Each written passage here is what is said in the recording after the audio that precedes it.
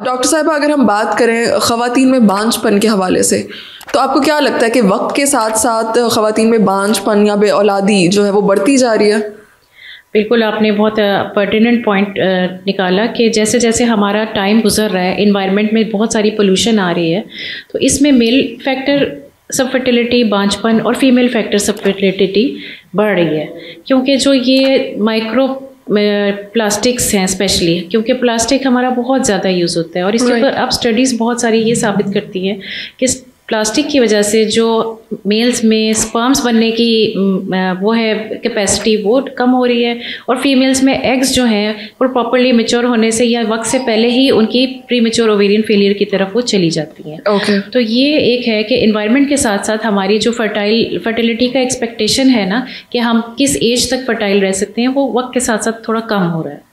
तो डॉक्टर साहब, प्लास्टिक की जैसे कि आपने बात की, वैसे तो प्लास्टिक हर चीज़ में इस्तेमाल हो रहा है। बिल्कुल। लेकिन अगर प्लास्टिक के बर्तन इस्तेमाल करें तो वो भी तकरीबन हर घर में इस्तेमाल किए जाते हैं, वो भी ख़तरनाक हैं, वो इनफर्टिलिटी का बायस बन रहे हैं। बिल्कुल, ये है कि हम हर चीज़ में प्लास्टिक यूज़ करते हैं। प्लास्टिक की बॉटल्स हैं, प्लास्टिक के टिफ़न्स हैं, प्लास्टिक के बर्तन हैं जिनमें हम खाने स्टोर कर लेते हैं और फिर उन्हीं में हम माइक्रोवेव में खाने गर्म करते हैं। राइट। ठीक है, तो उससे जिस तरह के जो केमिकल्स रिलीज़ होते हैं, वो केमिकल्स हम देख तो नहीं पाते, लेकिन वो हमारी स्किन के थ्रू, हमारी आँखों के थ्रू, हमारे नॉस्ट्रिल्स के थ्रू हमारी बॉडी के अंदर जा रहे हैं, जिसकी वजह से वो हमारे ब्लड का हिस्सा बन जाते हैं। जब वो ब्लड में शामिल हो जाते हैं तो वो अपना जो भी पॉइजनस इफेक्ट है वो अपने ब्लड के थ्रू हमारी ओवरीज में और हमारे टेस्टिस में, जहाँ पे मेल स्पर्म्स ने बनना है या फीमेल्स के एग्स ने बनना है, वहाँ पे जाके वो उसको इफेक्ट करते हैं।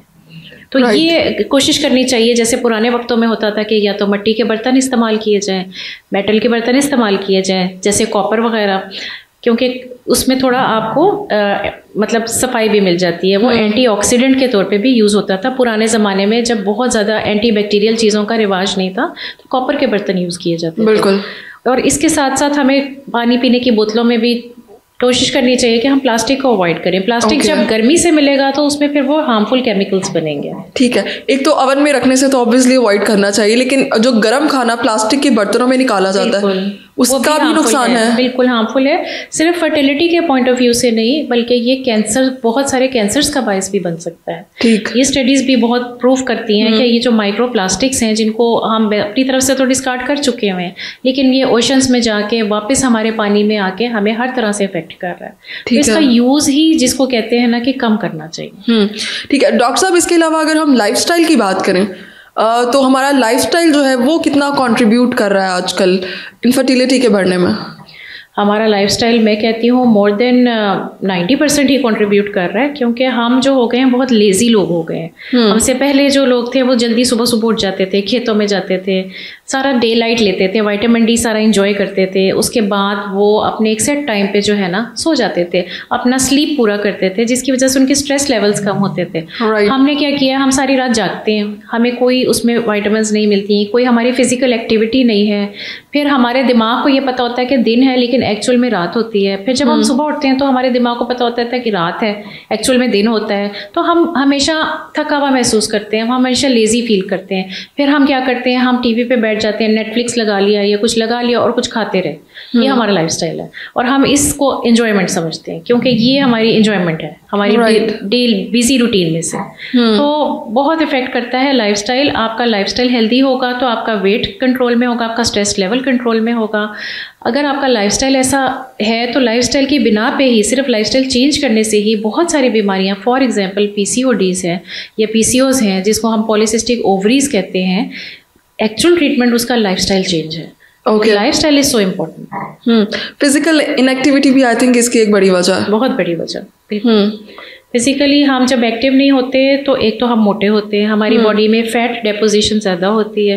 फैट ज़्यादा होती है तो जो हमारा मेल टाइप हार्मोन है, यानी एक तो फैट से बनना है टेस्टोस्टेरोन ने और एक बनना है LH ने, जो ओवरीज के अंदर सेल्स हैं वो LH ज़्यादा बनाएंगे। तो ये दोनों चीज़ें बहुत कंट्रीब्यूट करती हैं PCODs के लिए। और PCODs तो आपको पता है आजकल का एक, जिसको कह लें कि एक स्टिग्मा बन गया है कि भाई एक फैशनेबल बीमारी बन गई है कि हर किसी को पीसीओडीज है।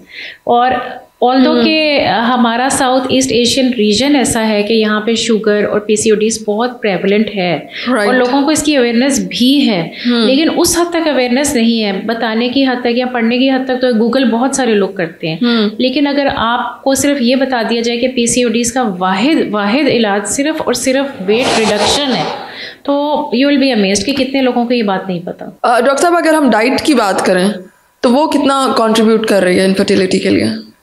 डाइट बहुत ज़्यादा कंट्रीब्यूट कर रही है। हमारी डाइट में आजकल रह क्या गया है सवाए स्टार्च के? हम चावल ले रहे हैं, हम हर चीज़ में मैदा इस्तेमाल कर रहे हैं, वाइट फ्लावर जो है, इसके अलावा पोटैटो जो है हमारी मतलब कौमी सब्ज़ी है, हर चीज़ में पोटैटो है, ठीक है। फिर हम फ्रेंच फ्राइज़ और हर चीज़ में पोटैटो ज़रूर शामिल होता है। और ये चीज़ें जो है राइस भी, कुछ लोग तो ऐसे हैं जो डेली राइस खाते हैं, तो ये वो चीज़ें हैं जो एक तो हमारा वेट गेन करती हैं, दूसरा ये है जो हमारी बॉडी फैट है ना इसमें कंट्रीब्यूट कर रही है। तो हमें अपनी डाइट में से एक तो स्टार्च के एलिमेंट्स को कम करना है और प्रोटीन ज़्यादा करना है। लोग कहते हैं जी हम ये ना लें तो फिर हम तो बहुत कमज़ोर पड़ जाएंगे, हमसे तो कुछ काम ही नहीं होगा, एनर्जी नहीं आएगी, क्योंकि स्टार्च जो है या कार्बोहाइड्रेट्स जो है आपके एनर्जी बूस्टर्स है। आपको एनर्जी तो इतनी डायरेक्ट नहीं भी मिलेगी, लेकिन अगर आप अपने प्रोटीन लेवल को अच्छा रखेंगे, जिसमें कि बहुत सारे लोग हैरान भी होंगे, हम कहते हैं जी एनिमल प्रोटीन भी लें, प्लांट प्रोटीन भी लें। एनिमल प्रोटीन में गोश्त है, ठीक है, मटन है, चिकन है, फिश है, और इसके अलावा पोल्ट्री है, जैसे कि आपके एग्स हैं, आपका मिल्क है, योगर्ट है, चीज़ है, ये चीज़ें आप लें। देसी घी घर में बनाएं, उसको इस्तेमाल करें, दैट्स नॉट सो हार्मफुल। लेकिन और प्लांट प्रोटीन्स में फिर आपकी दालें, चने, आपकी जो है लोबिया, सफ़ेद लोबिया, दूसरा लोबिया, ठीक है, फिर आपके मटर आ जाते हैं, कॉर्न आ जाती है, इतना हम ये चीज़ें यूज़ करते हैं सैलड्स वगैरह में, हर चीज़ में, तो ये बड़ी बेनिफिशियल है। अगर आप इनसे रिप्लेस कर लें तो मेरा ख्याल है काफ़ी बेहतरी आ जाएगी। ठीक है, बहुत शुक्रिया।